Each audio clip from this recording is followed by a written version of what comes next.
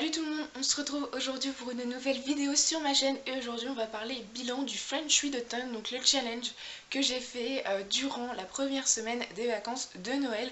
Du coup, je vais vous dire si j'ai réussi ce challenge ou pas et je vais vous parler des livres que j'ai lus durant ce challenge. Du coup, pour ce challenge spécial Noël, je l'ai malheureusement perdu.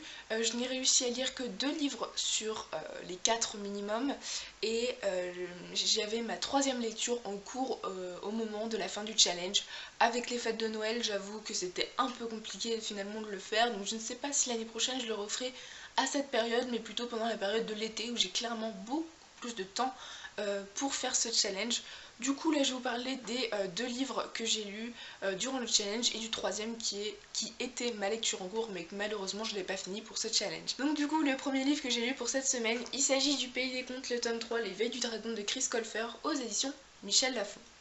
Alors dans ce roman, je ne veux pas trop vous en raconter histoire de ne pas vous spoiler, mais dans le premier tome on suivait Connor et Alex, 2 jumeaux qui vont grâce à un livre de contes tomber dans le pays des contes où ils vont rencontrer tous les personnages de contes de leur enfance, mais qui sont assez différents de ce qu'on leur raconte dans les livres.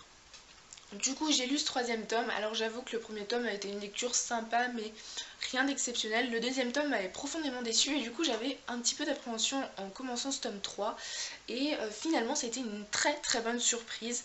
Dans le tome 2 il y avait extrêmement beaucoup trop de longueur en fait à mon goût et dans ce tome 3 pas du tout. Je ne me suis pas ennuyée une seconde, c'était vraiment génial, l'intrigue était au top, la fin est juste surprenante, le cliffhanger est juste dingue.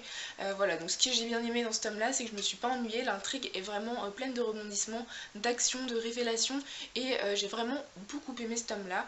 Pour ce qui est des personnages, j'ai adoré les resuivre dans ce tome. Voilà, on redécouvre pas forcément d'autres choses au niveau des personnages ou au niveau de l'univers parce qu'on l'a déjà un peu vu en long, en large, en travers, mais on est très content de les retrouver. La plume de Chris Colfer est toujours aussi agréable et fluide à lire. J'ai du coup hâte de lire le tome 4 par rapport à la fin du tome 3 là, qui est exceptionnel. Le tome 4 promet vraiment de très belles choses et du coup j'ai hâte de le lire. Du coup, après le Pays des Contes, j'ai enchaîné avec Charlie 9 de Jean Telet, donc aux éditions Pocket, donc qui est clairement beaucoup plus court que le Pays des Contes. Alors pour ce roman, on va suivre donc Charles IX, donc un des rois les plus calamiteux de notre histoire, entre sa décision du massacre de la Saint-Barthélemy et sa mort, donc pendant de ses 22 ans à ses 23 ans. Alors j'avais adoré Jean Telet avec le magasin des suicides que j'avais lu en une après-midi, même pas, et du coup j'avais très envie de retrouver cet auteur et finalement ça a été une grosse déception pour moi. Déjà au niveau du personnage, je me suis clairement pas attachée à ce personnage, j'ai trouvé qu'on avait beaucoup de distance entre lui, entre le lecteur et ce personnage là, du coup je me suis pas forcément attachée à lui, j'ai pas été prise de pitié par ce personnage, voilà, j'ai rien ressenti face à lui, j'ai trouvé ça assez dommage.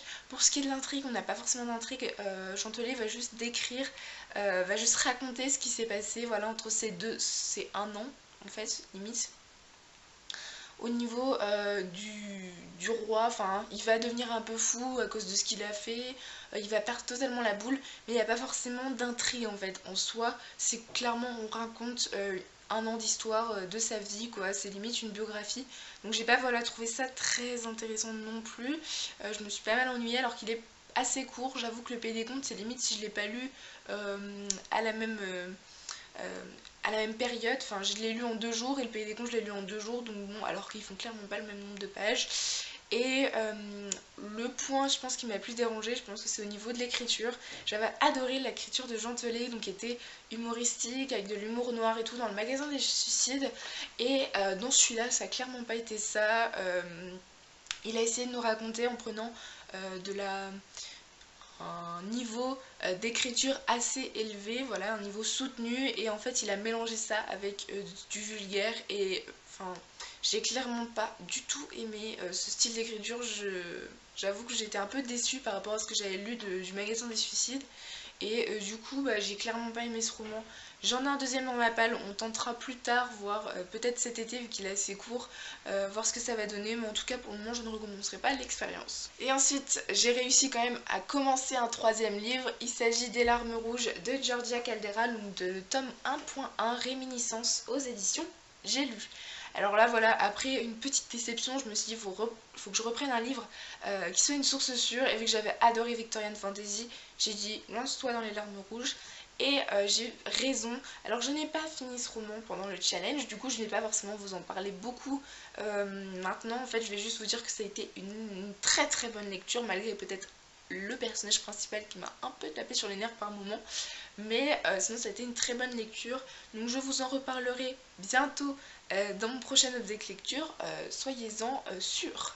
Du coup, c'en est fini pour ce bilan. Donc comme vous l'avez vu, je n'ai lu que 2 livres sur les minimums de 4. Donc c'est pas top du tout, mais bon, on verra bien la prochaine fois. J'espère que votre challenge à vous s'est très bien passé. J'espère que vous avez fait de très bonnes lectures. Du coup, je vous retrouve dans une prochaine vidéo. Je vous souhaite de très bonnes lectures. Bye!